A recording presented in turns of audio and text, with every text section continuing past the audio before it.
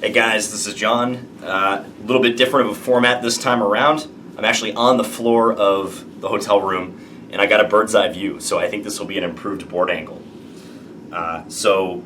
Another day in the books here in Dallas. We had 2 rounds today, rounds 2 and 3, and this morning I played another young, talented player. I just got done playing Sam Sevion in round 1, and in this round I played Daniel Gurevich. He's an IM. 2472 FIDE, and he's from Georgia, I believe, the state, not the country. Very nice kid. He's probably about 17 or 18 years old, and I knew this game was going to be tough because he's had quite a rating rise recently. Over the past few months, he's shot over 2400 FIDE and is quickly establishing himself as a very good player.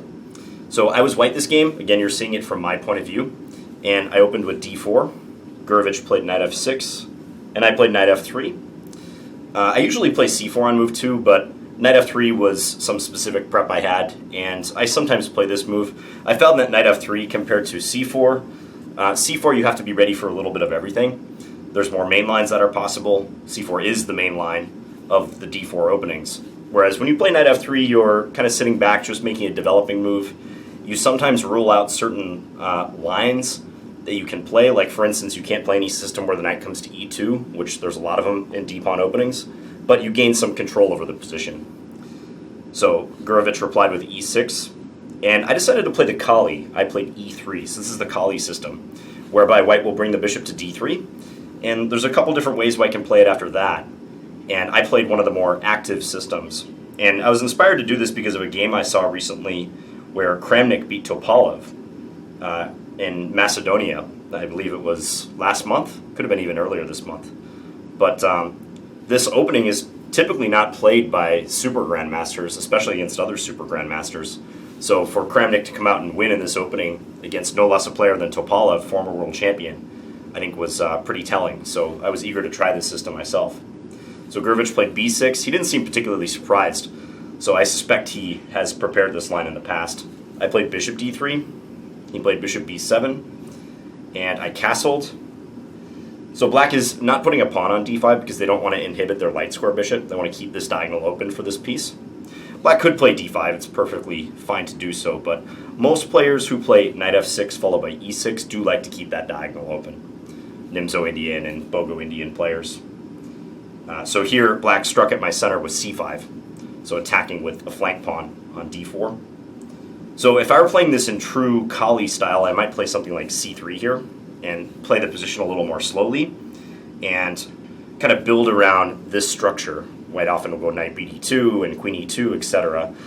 There's also the Kali Zukertort system. It's kind of a different way of handling this where you can play b3 and then put the bishop on b2 and fianchetto, and sometimes white can claim some tactical possibilities with both these bishops bearing down on the diagonals, and white will often try to post a knight on e5. These lines don't work quite as well, I think, when black's pawn is on d7 still, because if the pawn were on d5, this knight could come into e5 and it'd be hard to chase away.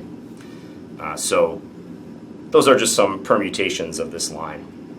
But after c5, I decided to dispense with any c3 or b3 business, and I instead played c4, so just grabbing space in the center. Gurevich played bishop e7, I played knight c3, and then he took on d4, and I took back with my e-pawn. So we get a trade, and after this, he played d5. He had a previous game where he actually just castled in this position. He either castled or played d6, kind of set up a pawn structure like that. But he lost that game, and it was from a few months ago, so I suspect in the meantime he might have tried to improve this line. So he in fact played d5. And I took, and he took with the knight. So now we have a IQP position, an isolated queen's pawn position. My d-pawn is isolated, meaning it has no other pawns on either side of it to help protect it.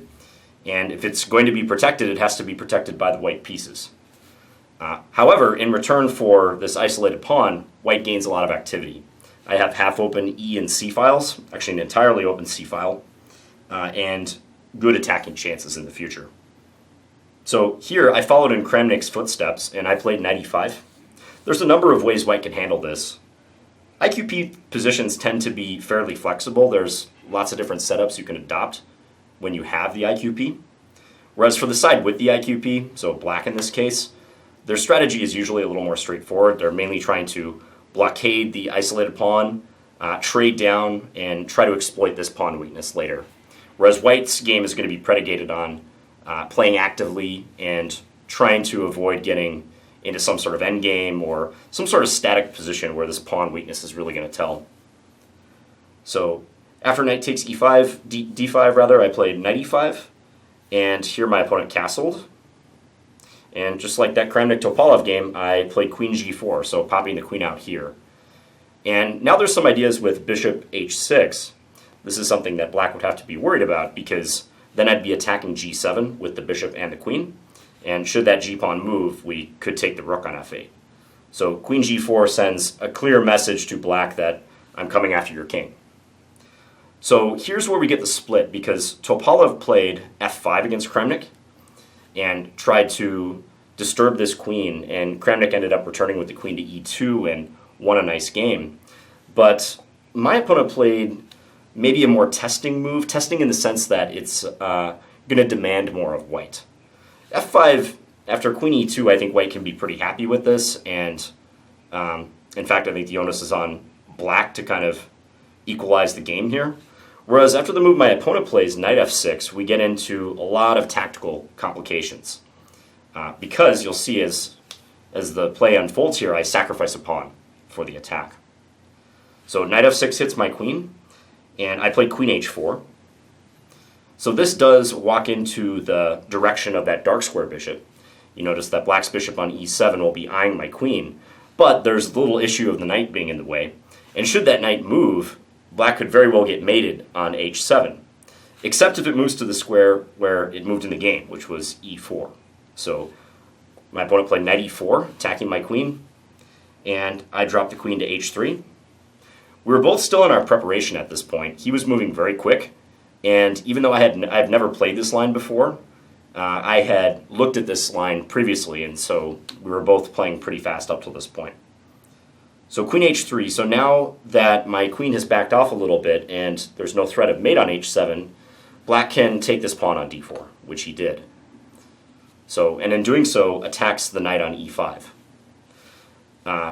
Now, after queen takes d4, I want to defend this piece. If I retreated the knight, like for instance knight f3, I would drop the bishop on d3, so clearly that's not a good idea. So I defended it by playing bishop f4, developing my last minor piece. And Gurevich returned the knight to f6. So he just dropped this knight back, also attacking the bishop. Here I played knight e2. A bit of a retreat move, but we defend the bishop and we also don't lose time. It's very important once you've given up material that you try to continue the initiative. And with knight e2, I'm trying not to lose time. So I'm hitting the queen. And here black played queen a4. And now I played my last move known to theory, or at least according to what I knew. So I played rook fc1. And this is the last move I knew about. I knew that this move was recommended because white has ideas of playing rook to c4, attacking this queen, and trying to harass it on the side of the board. And I think this was also Gurevich's last move, or thereabouts, because he started thinking right around here as well. And for the rest of the game, we're on our own. So looking in the database after the game, white scores really well from this position. It's one of the benefits of chess databases. You can go in and just see how certain lines perform.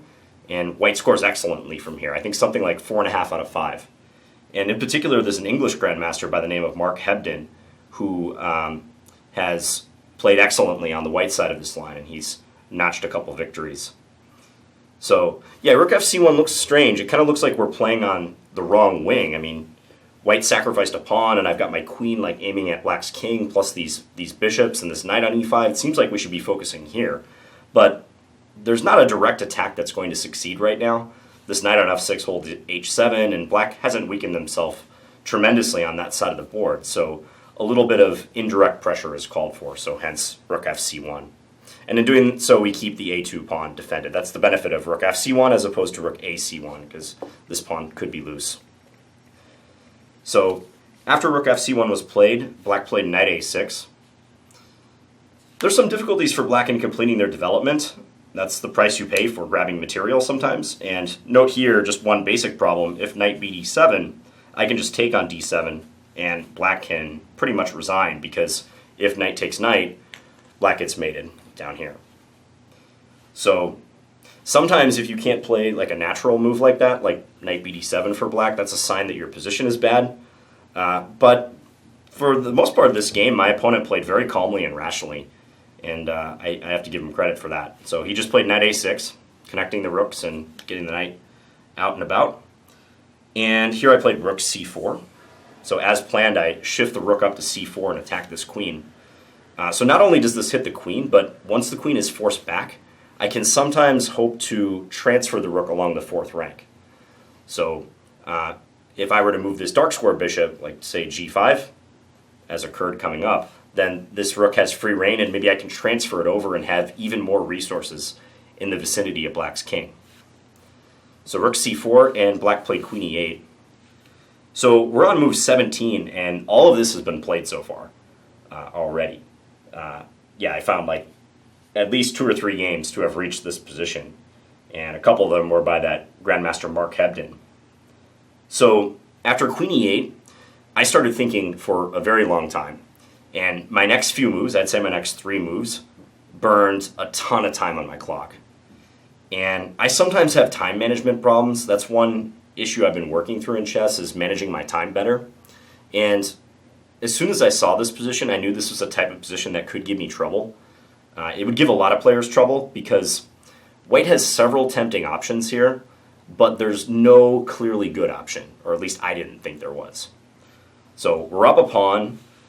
We have all these pieces in position to assault black's king, and the question becomes, like, how do we deliver a concrete blow? You know, how do we translate this extra pawn into something like more material or a checkmate on black's king? And that's a question I was unable to solve in this game. So if you want to, you can pause your video here if you like, and this is kind of a useful training exercise position. Try to identify some candidate moves. So, in other words, what are moves that white would consider playing right now?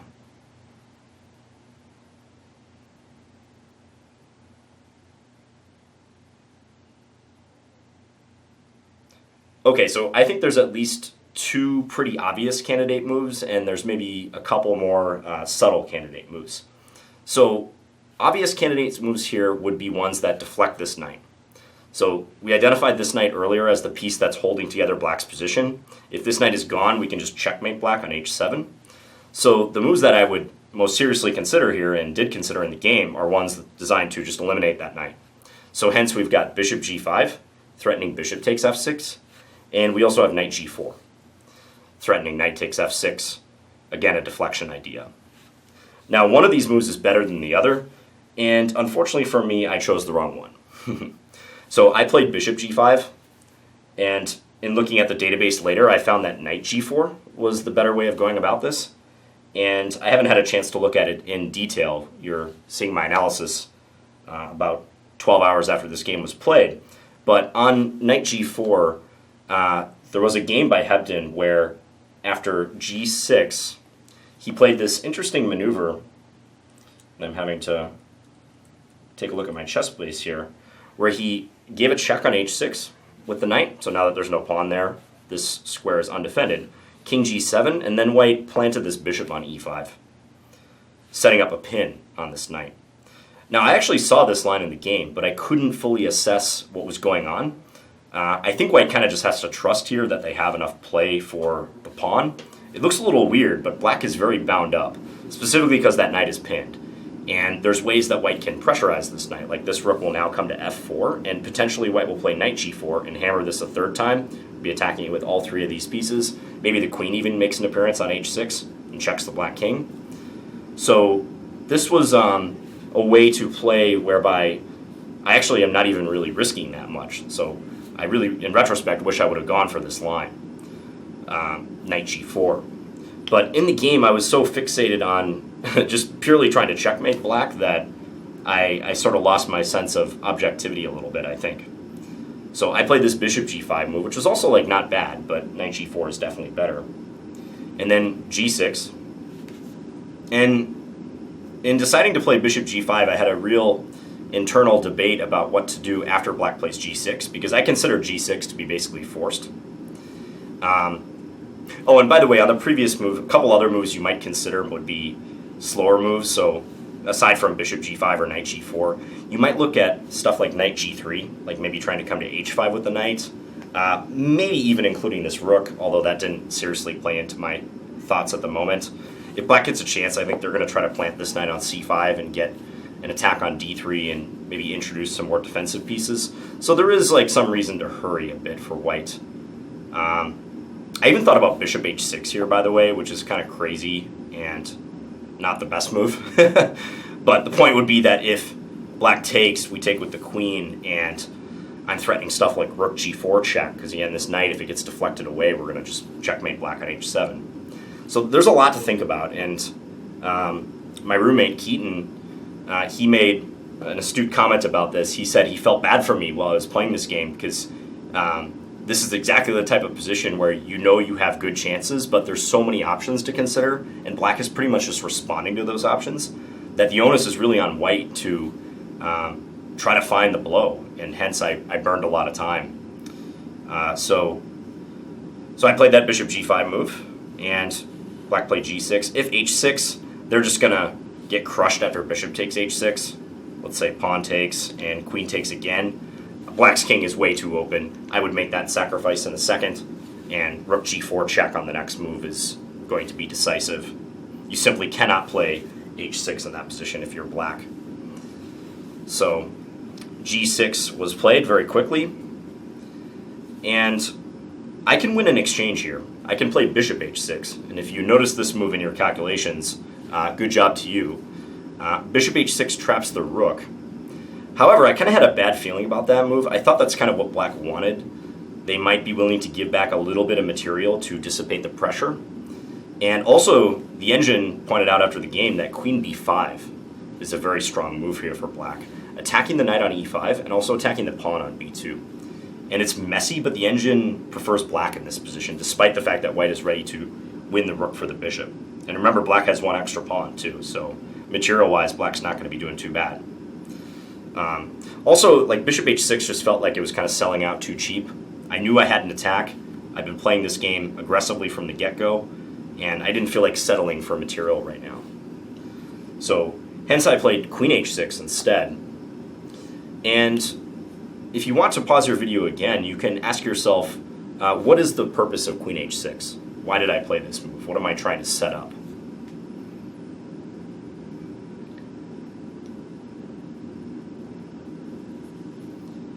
Okay, so the idea of queen h6 is straightforward. I want to play rook h4 and then take this knight on f6.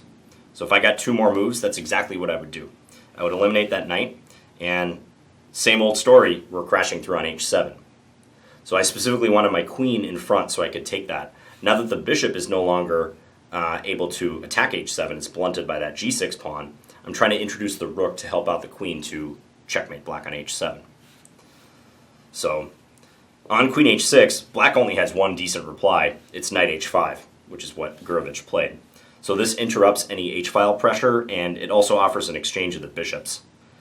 So good move, and forced move by black, defensive move. And here I made a mistake. Amazingly, this has all been played before as well. And there was a game, Hebden versus Amon Hambleton, Hambleton is one of the chess bras, actually. And Hambleton had this position as black, and Hebden played rook g4, which is a good move to try to keep pressure on black's position. And I think the engine was giving like something close to equality. It said white was a little bit better. I saw rook g4, but I didn't like it because of f5, attacking the rook, and I thought the rook would just have to move. In fact, though, after bishop takes e7, and then if queen takes e7, I believe there's a line where I can crash through on g6, so I can take here, which is a move that I missed. I thought that if we were to reach this position, I would just have to move this rook. Note that if queen takes h5, trying to use the pin on the g-pawn, black can just take my rook on g4, and the queen's under attack. I'm abbreviating a lot of lines just in the interest of time. But I saw this position in my head and vastly underestimated the strength of knight takes g6, which the computer points out right away, with a possible continuation: h takes g6, rook takes g6 check, knight g7.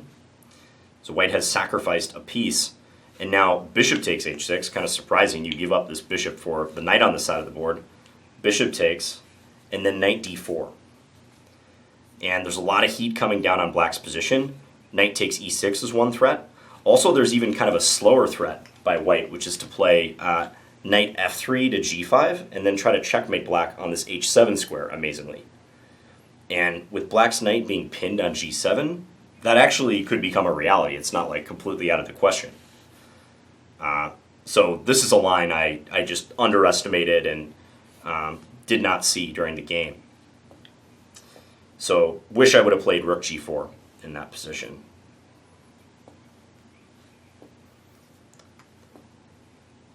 Okay, as I reset this board.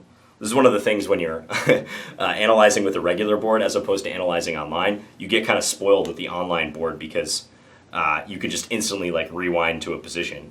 Whereas when you have a physical board, you have to play out the moves again. Okay, so we have this knight on e2 and this one's still on e5. So after this knight h5 move, I played rook h4 instead of the superior rook to g4. And then Gurevich took on g5. And black's decisions are forced once again because here white is threatening rook takes h5. I'm just trying to eliminate that knight. But after bishop takes g5, queen takes g5, now black has the move f6, which forks my queen and my knight. And I saw this coming, but I had spent so much time over the past few moves. At some point I just had to go with something, and I knew rook h4 was going to lead to this variation, but my time was already dwindling, and I just had to do something. So here my queen has to move. Queen h6 would be the move I'd like to play, but black can simply take on e5. And if I continue with my plan, rook takes h5, note that black cannot take, because now the bishop is helping out on h7, but black has a strong reply. It's queen f7. And once we soberly assess the position here, we realize that white is just losing, because not only is black threatening queen takes f2 check, but we're also threatening g takes h5, because now the queen is helping out on h7. So this would just be hopeless for white. So what that means is, unfortunately, after the f6 move, I have to retreat my queen to a less optimal square. So instead of going to h6 and continuing the attack, I had to play queen g4, allow the capture on e5. I do get to take on h5, but it's a little bit too late for white to drum up anything serious. It still looks a little scary, but black has managed to simplify the position. They've traded down a bit, and now black is going to go on the counterattack. So after rook takes h5, Gurevich played knight c5. Good move, including this piece that was, for much of the last few moves, just a spectator on a6. But now this is attacking my bishop. And my play is stalled over here. There's no sacrifice or anything that I have. Taking on h7, black could just calmly take with a king. Bishop takes g6 would be too crazy. That would work out great if queen takes, but just rook g5 is going to win material. But black would simply take back with the h-pawn, and I'm coming up short. So after knight c5, I played bishop c2. Probably bishop c4 is a little stronger, but I was still harboring some hopes of attacking g6. And here black played queen f7, connecting the rooks and also threatening queen takes f2 check. That's not a threat I can leave on the table, so I played rook f1. And here Gurevich included his rook a d8. Excellent move. Not caring about defending the e5 pawn. He knows that I can swing over and take it, which I did. But after I take, he gets this very nice counterattacking move, rook d2. And here I realized that my intended move, which was bishop to b1, would fail if I were to play this. And if you want to pause your video and figure out how black can punish bishop to b1, you can do so now. So what should black play?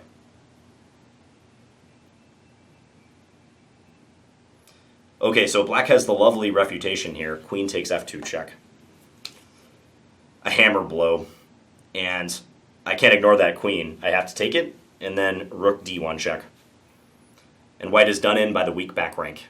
I'd have to play rook f1, and I'm just getting mated. Either rook can take f1. Game over. So at this point I realized I'm lost, because if I can't play bishop b1, I'm in big trouble. Yeah, I tried something pretty desperate at this stage, but I had a feeling it wasn't going to work out. This was actually kind of funny, because I played bishop takes g6, and I think both my opponent and I were kind of hypnotized by the fact that after bishop takes g6, it seems like black should have to respond to that attack. But in fact, they could still do queen takes f2, which is very strange, because I saw bishop b1, queen takes f2 check, but I didn't even look at bishop takes g6, queen takes f2, and nor did he. He pointed it out immediately after the game. He's like, yeah, I don't know why I didn't play queen takes f2 check after bishop takes g6. And I thought about it for a second. I was like, good point. So he could have ended the game immediately with queen takes f2. Instead, he played h takes g6, and I played knight f4. This move looks kind of flashy, and I was going to say it's worse than it looks by a long shot. It looks kind of cool because the knight is on pre, black could take it. I was trying to sap queen takes f2 with this move. The point is, if queen takes f4, then take here, and black is going to lose. King h8, rook h5, and white is checkmating. But black has many resources, and knight f4 is kind of just a flash in the pan. It's not really going to work out.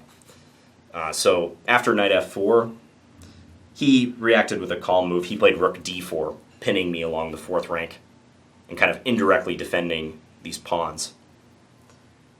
And here I tried to barrel ahead. I played rook g5. I didn't want to lose any time. I knew the position was lost. I just wanted to see if I could counterattack g6. But he took on f4 now. I took on g6 with check, and he played his king out to f7. And here, black's king is mildly on the run, but he is up 2 pieces, and he's threatening a queen trade.